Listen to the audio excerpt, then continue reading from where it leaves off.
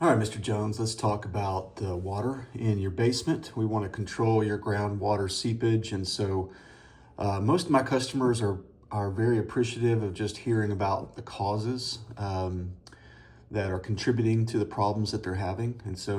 Really have to start with how your home is constructed in the first place. When you have a basement, basically there's what's called the clay bowl effect, where they're basically digging out a big hole as they would for any foundation, but especially one as large as a basement. You've got your footing that is carrying the weight of the home and redistributing that to the soil. You've got your foundation wall, and then you've got this cold joint area over here. The foundation wall sets on that footing, and then you've got your slab. And so those three come together to form your cold joint. And we'll talk about just how that clay bowl effect with all the water in what's called your active wedge right here creates so much pressure to contribute to the issues that you're having. So what takes place is that, as the slide says, your water builds up around the foundation and against the wall. This slab here, the foundation wall, and the footing are all concrete that are all curing and being poured at different times. Code requires that a footing drain is installed around the perimeter of that footing, and over time, water builds up around that foundation. That footing drain is in the dirt, and so you can imagine when you've got all that pressure and that water building up around it, that mixed with mud and dirt creates eventually just a clogged system. And so that water has to have somewhere to go. Instead of going into the soil, it seeps into your basement at that cold joint. So here's another picture of what that cold joint is. That is the lowest point that water can get in. And so this problem happens from the bottom up. And so your first place that you're going to see water, groundwater seepage in your basement is going to be in the corners and certainly at the base of those basement walls. So that is kind of how that happens, the causes. Now, just some options. Historically, there have been a few options to address this. Most of them are just addressing the symptoms and not necessarily the root problem. And so we'll go through them quickly. They include painted on coatings, downspout extensions. Some of these might sound familiar, or you may have tried some of these in the past. Exterior excavation, interior footing drain, and baseboard drains. Okay, painted on coatings, really just a simple Band-Aid, trying to mask that issue with just kind of a light coating. You've got thousands and thousands of pounds of pressure of water coming through basement walls. You can imagine that is not going to fix the problem. It's in fact going to make it worse. This second picture over here just shows the mold that results when you have something like paint added to the concrete and the moisture and all that. It's going to create a lot of mold, mildew, which I know you're experiencing here. Second would be downspout extensions. Might sound like a great idea as you think, well, that's going to filter the water away from the home. You might have 6 to 8 foot extensions installed on your gutters. But as we've talked about, this is really just addressing water that's coming off your roof, right? Your issue is not the water coming off your roof. It is the water that's seeping in through the cold joint at the footing of your home, right? The bottom of the foundation. So the downspout extensions are not addressing the problem. The problem is from the bottom up within your foundation, not from the roof. The next option would be exterior excavations. So because that clog is drained, a lot of contractors will say, well, we just got to get, they're thinking they're going to get to the root. And so they think, well, let's just build and let's replace that footing system. And so instead of really addressing the issue, They're going to have to start all over. You can imagine how invasive this is and how expensive it is just to throw a lot of money.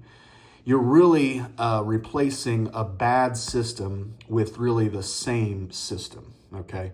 And it's going to disrupt your life and just be extremely costly. So not really a great option there. The interior footing drains. And so again, code requires that you have an exterior footing drain around the exterior of that footing at the base of that foundation wall. And so a lot of contractors will say, well, let's just install the same thing, but let's do it on the inside. And so they'll dig kind of a trench and then place this interior footing drain right there still in the dirt. And so the problem that you have on the exterior with a clogged drain is the same problem you'll have on the interior. You're still in the mud and in the dirt and still going to kind of be a silty, sloppy mess you're still going to wind up with a clogged drain, and you're still going to wind up with water in your basement, just not a long-term solution. And then finally, a baseboard drain. Okay, a lot of folks, when they think about sump pumps, they think about this, and more to come on that here in just a bit. But this is really just a plastic drain attached to your baseboards, affixed with some kind of adhesive like glue. You can imagine, again, just a combination of glue and water is really catastrophic. These fail. Clearly, you're just using a piece of plastic. And so this is not going to rid you of your problem. You can see from the pictures just what temporary fixes those look like, not really addressing the problem. And so let's talk about the solution. Our engineering team has come up with just a really short video clip to talk about our solution, which starts with this product, the AquaStop Basement Gutter System. So I play that video. Any questions about that? Was that helpful?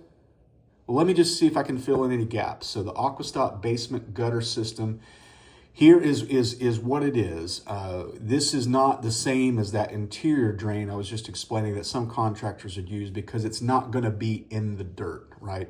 There's no risk of dirt and mud getting in our gutter system.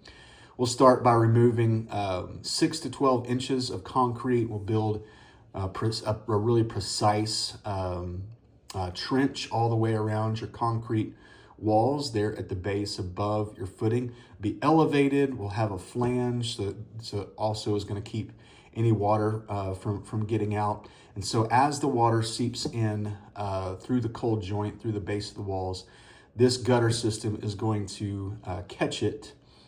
And then we're going to also drill, you probably saw in the video, we're going to drill some weep holes. It'll catch all the water, the pressure that is against your walls right now. So it's all going to come in this basement gutter system. And then that is going to be funneled to our triple. This is our AquaStop triple right here. And here's a picture of that. The AquaStop triple sump pump system actually has 3 independent pumps, so that if one fails or one is experiencing the loads just created from a heavy storm, then the second acts as a backup that can supplement. In the case of needing a third, we have a third that is connected to a battery. So if you did lose power, you're still not at the risk of your basement flooding due to a large storm or a lot of sustained rains over time. Okay. Here's another picture of what that gutter system looks like before we fill in the concrete. We'll make sure that we fill in that concrete before your project's complete. Okay. A few more pictures of the triple.